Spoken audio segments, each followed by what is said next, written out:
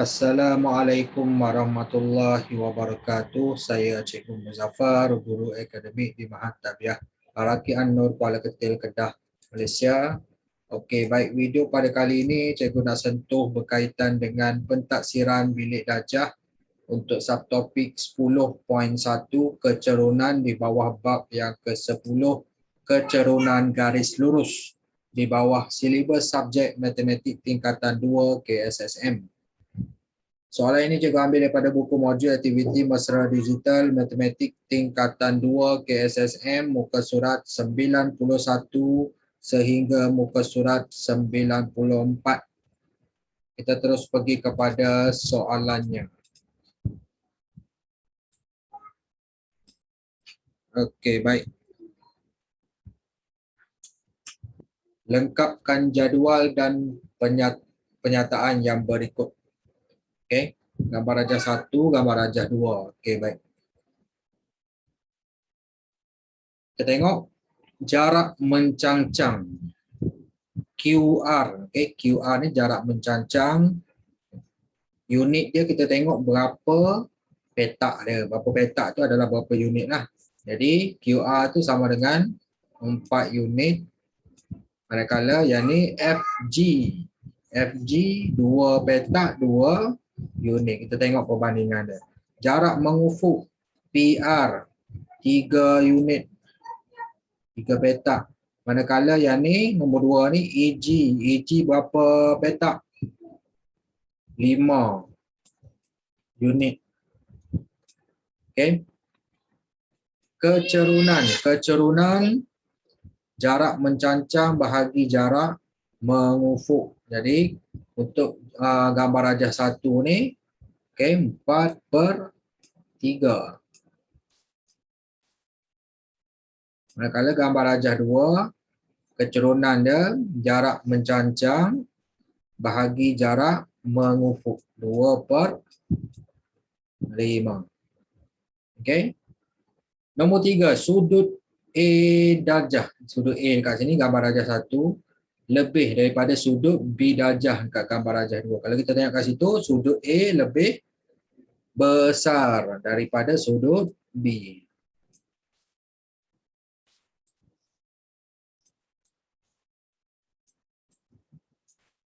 Yang keempat, kecerunan PQ. Kita tengok kat sini kecerunan PQ tadi kita dah kira 4/3 lebih daripada kecerunan EF. 4/3 maksudnya lebih besar daripada EF. Kalau kita kira lah, okay, dalam perpuluhan 4/3 dapat 1.333, 2/5 0.4. Okay. Jadi lebih besar juga daripada kecerunan EF.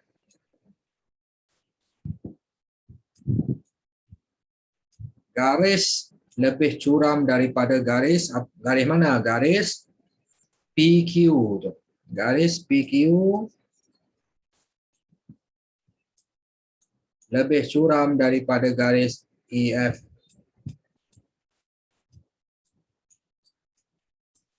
Okey, selesai untuk bahagian A. Kita pergi kepada bahagian B. Isi tempat kosong kecerunan garis AB. Ini menggunakan rumus lah, rumus. Okey, dia bagi koordinat A tu X1 Y1, B tu X2 Y2. Jadi rumus untuk kira kecerunan AB tu, okey, Y2 tolak Y1 bahagi X2 tolak X1. Okey, baik.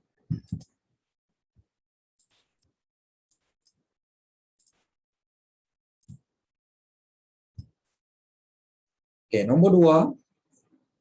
Bila satu garis tu melibatkan pintasan X dan pintasan Y. Kita tengok kat sini pintasan Y dekat mana? Dekat koordinat 0A. A tu berapa? Okey, pintasan Y tu A lah. Okey, tak kisah koordinat berapa. Jadi koordinat A, koordinat pintasan Y tu adalah A. Dia nak tunjukkan ada nilai pintasan Y tu dekat koordinat A. Pintasan X dekat koordinat B kosong. Jadi koordinat X dia adalah B. Kecerunan garis PQ rumus dia negatif pintasan Y bahagi pintasan X. Jadi jawapan dia negatif pintasan Y tadi, kita dah ada tadi, kita dah ambil ini A bahagi dengan pintasan X B.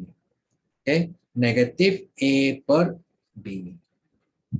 Selesai muka surat 91, kita pergi pada muka surat 92. Okey, baik.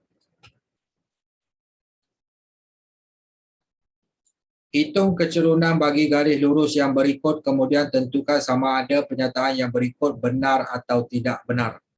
Okey, tengok dulu nombor 1 hingga 6. MAB maksudnya apa? Kecerunan AB. Kita tengok garis AB. Okey. Jadi Y2 kita ambil yang ni lah koordinat dia. Koordinat dekat B tu, koordinat Y dekat B tolak koordinat Y dekat A 6 bahagi dengan koordinat X dekat B tu 10 tolak koordinat X dekat A tu 4.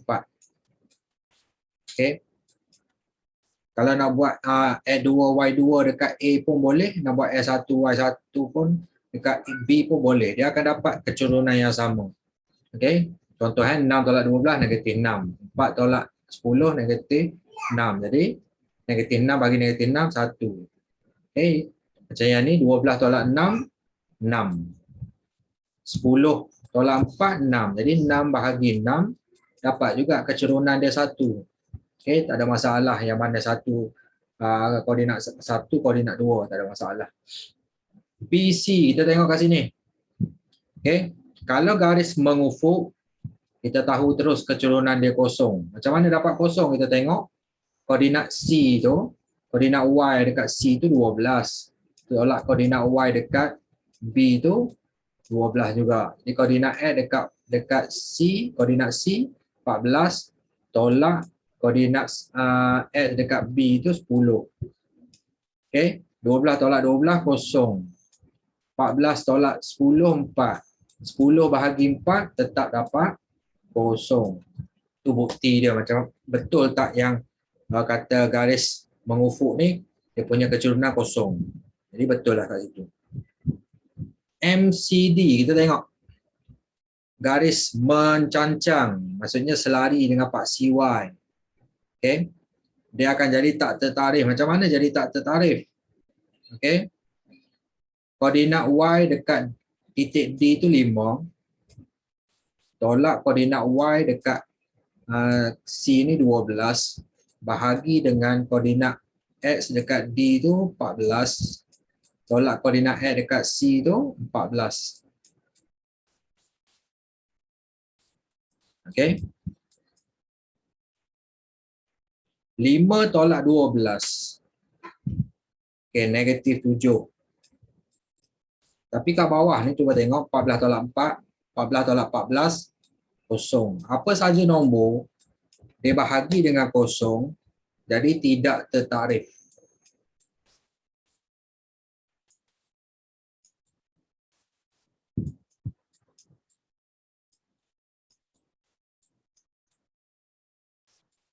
Okey, tidak tertarif. Okey. Nombor 4, MDE. Okey, kita ambil koordinat Y dekat titik E tu 2. Koordinat Y dekat titik D tu 5. 2 tolak 5. Manakala koordinat X dekat E tu 17. Tolak koordinat X dekat D tu 14.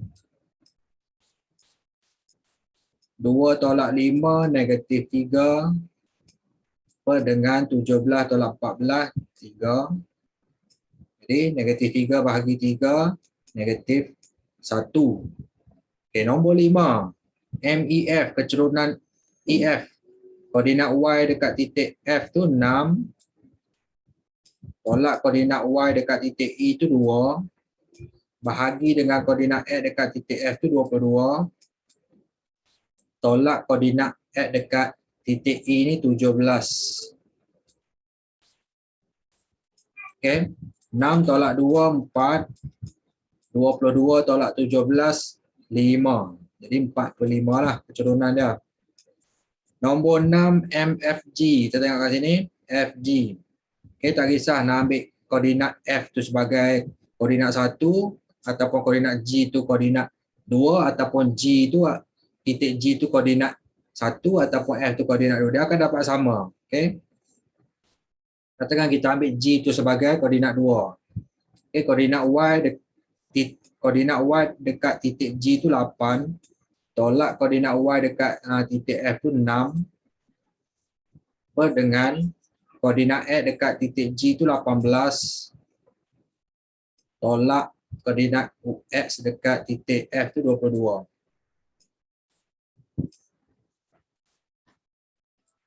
Lapan tolak 6, 2. 18 tolak 22, 4. 2/4. 8 tolak 22 negatif. Kan? Negatif 4 jadi kecilkan jadi negatif 1/2. Okey, selesai untuk 1/6. Okey, baik. Soalan ketujuh, garis lurus AB adalah lebih curam daripada garis lurus EF kerana kecerunan garis lurus AB lebih besar daripada kecerunan garis lurus EF. Kita tengok kat sini 1 dengan 4/5. 1 okay, lebih besar daripada 4/5. Jadi benarlah kat situ. Okay, kecerunan dia lebih besar daripada kecerunan EF. Ini benar.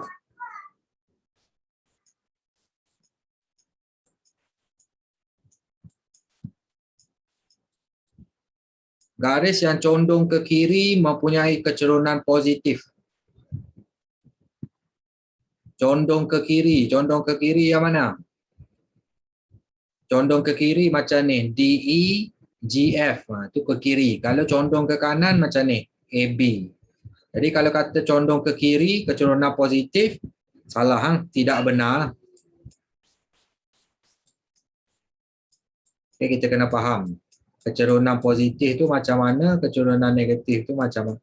Kecerunan negatif tu macam mana, positif tu macam mana, satu lagi orang kata condong ke kiri, condong ke kanan tu macam mana. Okay. Condong ke kiri yang ni, DE, GF. Condong ke kanan, AB tu. Macam tu. Garis mengufuk mempunyai kecerunan sifar. Ya, kita tengok tadi BC tadi kan. Kecerunan dia kosong, jadi benar.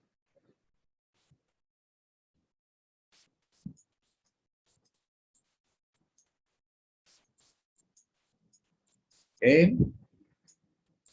Garis lurus yang selari dengan pasi Y mempunyai kecerunan tidak tertarif. Yang ni, MCD tadi. Kecerunan dia tak tertarif, jadi benar.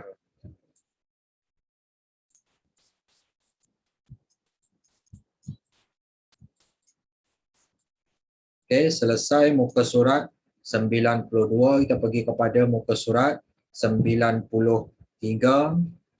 Okay. Tengok soalan 1. Hitung kecerunan bagi setiap garis lurus yang berikut. Okey, bagi. Maksudnya M ni maksudnya kecerunan AB.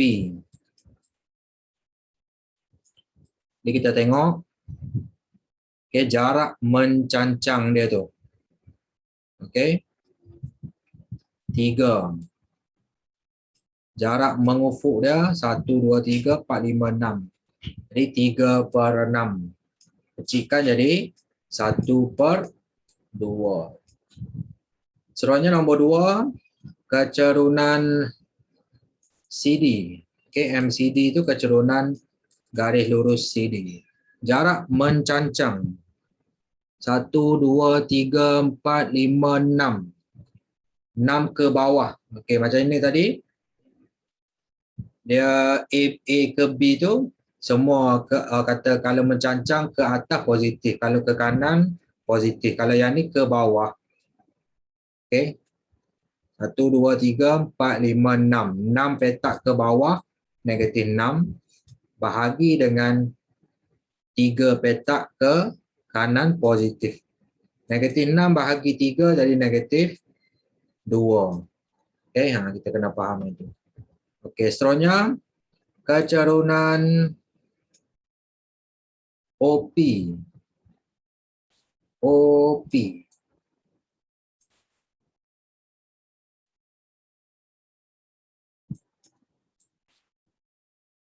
Semua ke kiri ke atas. Okey.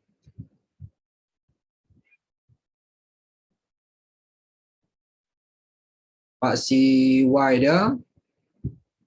Okey, yang 1 2 ni ikut peta. Okey, yang ni kita tengok koordinat. Okey. Koordinat P tu, koordinat Y dekat P 6, tolak dekat O ni kosong, di kosong-kosong kan titik tengah. Okey. Lepas tu koordinat X dekat P tu negatif 18, tolak koordinat X dekat titik pusat tu kosong. Okey. 6 per negatif 18. Okey, negatif 18. Dikecilkan jadi negatif 1 per 3. Okey, seterusnya yang keempat, ni kalau garis mengufuk, kita tahu terus nilai dia kosong. Jadi betul tak kecerunan garis GH ni kosong. Okay, kita tuliskan jalan kira dia. Okay. Koordinat Y dekat H tu negatif 5. Tolak koordinat Y dekat titik G tu negatif 5. Bahagi dengan koordinat X dekat titik H 11. Tolak koordinat X dekat titik G tu negatif 5. Negatif 5. Tolak negatif 5. Tolak dengan tolak jadi tambah. Jadi negatif 5 tambah. Okay. Tolak dengan tolak jadi tambah. Bawah ni jadi tambah. Okay. Negatif 5 tambah 5 jadi kosong. 11 tambah 5, 16. Kosong bahagi dengan sebarang nombor tetap akan dapat kosong. Okay. Seterusnya nombor 5. Kecerunan JK. Okay. Sekarang ni dia melibatkan pintasan X, pintasan Y. Jadi kita guna rumus negatif pintasan Y berapa? Negatif 5. Okay. Negatif dekat depan. Lepas tu yang pintasan Y negatif 5 bahagi dengan pintasan X 15. Jadi negatif jumpa dengan negatif jadi positif. Okay, negatif dengan negatif jadi positif. Jadi positif 5 bahagi 15 jadi 1 per 3. Okay, kita kecilkan jadi 1 per 3. Okay, nombor 6. Kecerunan EF. Okay. Ambil koordinat Y dekat F tu 14. Tolak koordinat Y dekat E tu negatif 6. Bahagi dengan koordinat X dekat F tu 9. Tolak koordinat E dekat koordinat X dekat E tu 5.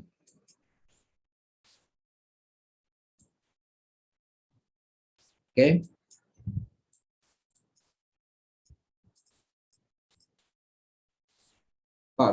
tolak negatif 6. Jadi negatif dengan negatif jadi positif.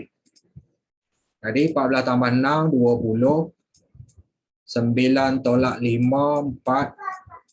20 bahagi 4 dapat 5. Okey. Selesai muka surat 93, kita pergi pada muka surat 94. Okey. Ada 3 soalan. Okey, nombor 1, titik E 5 12 F negatif 1 8 dan G 2 K terletak pada satu garis lurus. Cari nilai K. Jadi maksudnya dia berada pada garis lurus, kecerunan dia mesti sama. Jadi kita cari kecerunan EF dulu.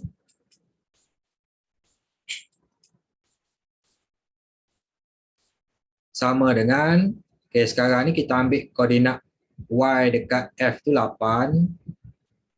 Tolak koordinat Y dekat titik E tu 12. Bahagi dengan koordinat X dekat F tu, tolak koordinat X dekat E tu 5. Okay, 8 tolak 12 bagi negatif 1 tolak 5. Jadi terdapat kat situ 8 tolak 12 sama dengan negatif 4. Negatif 1 tolak negatif 5, negatif 6. Okay, kita bahagi tu. Negatif 4 bahagi negatif 6. Kecilkan jadi 2/3. Maksudnya kecerunan garis lurus tu 2/3. Jadi sekarang ni kecerunan garis EF mestilah sama dengan kecerunan FG. Okey. Sama. 2/3. Jadi kita ambil koordinat Y dekat titik G tu K. Tolak koordinat Y dekat titik F tu 8. Bahagi dengan koordinat X dekat titik G tu 2. Tolak koordinat X dekat titik F tu negatif 1. Okey, sama dengan 2/3. Okey, yang ni akan jadi K tolak 8. Okey. Negatif jumpa dengan negatif jadi positif. Jadi 2 tambah 1. Jadi 3. Okey, sama dengan 2/3. Okey. Sambung sebelah ni. Okey, ruang kat sebelah ni. Okey. K tolak 8 sama dengan 3 ni pindah belah kanan. Jadi 3 darab 2/3. Okey, jadi tinggal K tolak 8. Okey, K darab 2/3. K darab 3 darab 1, 3. 3 darab 1, 3. Jadi tinggal 2. Jadi K sama dengan negatif 8 pindah belah kanan. Jadi tambah 8. Jadi K sama dengan 2 tambah 8 sama dengan 10. Okey, selesai nombor 1. Soalan nombor 2. Kecerunan garis lurus JK dengan titik J negatif 5, 0 ialah negatif 3. Jika titik K terletak pada paksi Y, cari koordinat titik K. Okey, K itu terletak pada paksi Y, pada paksi Y. Jadi koordinat dia X tu 0. Koordinat X tu 0. Koordinat Y tu kita kena carilah berapa. Dia macam tu. Okey, koordinat X dia yang bila terletak pada paksi Y, koordinat X yang 0. Koordinat Y tu ada nilai. Okey, baik. Kecerunan garis JK sama dengan, okey, koordinat K tu kita ambil Y dia. Kita nak cari ni koordinat Y. Tolak koordinat Y dekat J tu 0. Bahagi dengan koordinat X dekat titik K tu 0. Tolak koordinat X dekat titik J tu negatif 5. Okay. Kecerunan MJK adalah negatif 3. Y tolak 0 sama dengan Y. 0 tolak negatif 5. Jadi tolak dengan tolak jadi tambah. Okay, ini jadi tambah. Jadi 0 tambah 5 jadi 5 lah. Okay. Jadi kat sini Y sama dengan negatif 3 darab dengan 5. 5 pindah belah kiri tu kan. Jadi Y sama dengan negatif 15. Jadi soalan dia tanya koordinat K, koordinat titik K. Okey, koordinat K sama dengan, okey, X dia berada pada paksi Y, maksudnya koordinat X dia 0. Okey, koordinat Y dia kita dah kira tadi. Negatif 15. Okey, selesai nombor 2. Soalan yang ketiga, soalan terakhir untuk pentadsiran bilik darjah. Ini, rajah di bawah menunjukkan sebuah jongkan-jongkit. Kecerunan jongkan-jongkit ialah 5/12. Maksudnya apa? Jarak mencancang bagi jarak mengufuk. Cari panjang dalam cm jongkan-jongkit itu. Okey, baik. Maklumat dekat sini. Okey, dia nak cari panjang. Okey, panjang jongkan-jongkit. Jadi jongkan-jongkit ni kita anggapkan kata panjang sebelah kiri dengan panjang sebelah kanan tu sama panjang. Separuh-separuh. Jadi kita anggap kat situ P2, P 2. Okey, dia separuh-separuh ni jarak dia. Okey, dari tengah ke hujung. Okey. Baik. Dia macam ni lah, lebih kurang. Okey, yang ni. Okey. Ni kalau sambung lagi ke atas. Okey, yang ni P2. P per 2. Ni P per 2. Okey. Jarak mencancang 60 cm. Jarak mengufuk ni 8 cm. Okey, baik. Mula-mula sekali apa yang kita dapat daripada kecurunan 5 per 12 ni? Okey, baik. 5 per 12 itu adalah sama dengan jarak mencancang tu 60 cm bahagi dengan x cm. Jadi kita boleh dapat panjang x. X sama dengan 12 darab 60 bahagi dengan 5. Jadi panjang x tu, jarak mengufuk dia tu 12 darab 60 bahagi dengan 5, 144. Okey. Jadi nak dapatkan panjang jongkan-jongkit ni, okey. Pertama sekali kita dapatkan P2 ni. Cara dia macam mana? Menggunakan teorem Pythagoras. Jadi P2 maksudnya panjang separuh tu sama dengan punca kuasa 2. Okey, X ni kita dah dapat tadi, maksudnya 144 kuasa 2 tambah jarak mencancang ni. Okey, 60 cm tadi kita ambil 60 kuasa 2. Okey, kita punca kuasa 2 kan.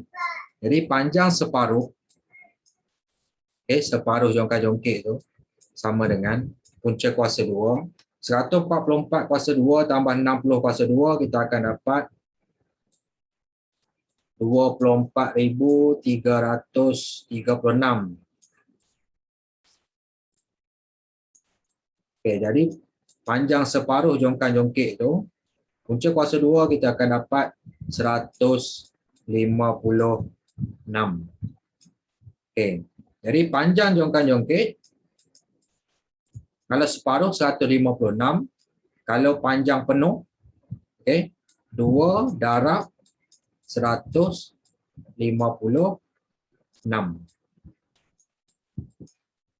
Okey, darab 2 kan. Jadi dapatlah P itu 312. Ini kita tulis kat situ sikit. Okey, panjang jongkan-jongkit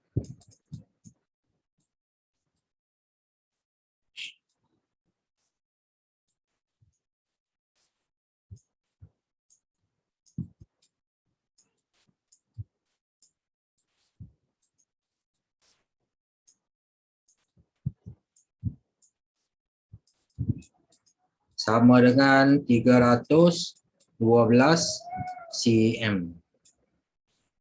Okey, baik, selesai. Dengan berakhirnya soalan tersebut, tamatlah video pentaksiran bilik darjah untuk subtopik 10.1 kecerunan di bawah bab yang ke-10, kecerunan garis lurus di bawah silibus matematik tingkatan 2 KSSM. Semoga bermanfaat pada para pelajar, pada guru-guru dan juga semua yang melihat video ini.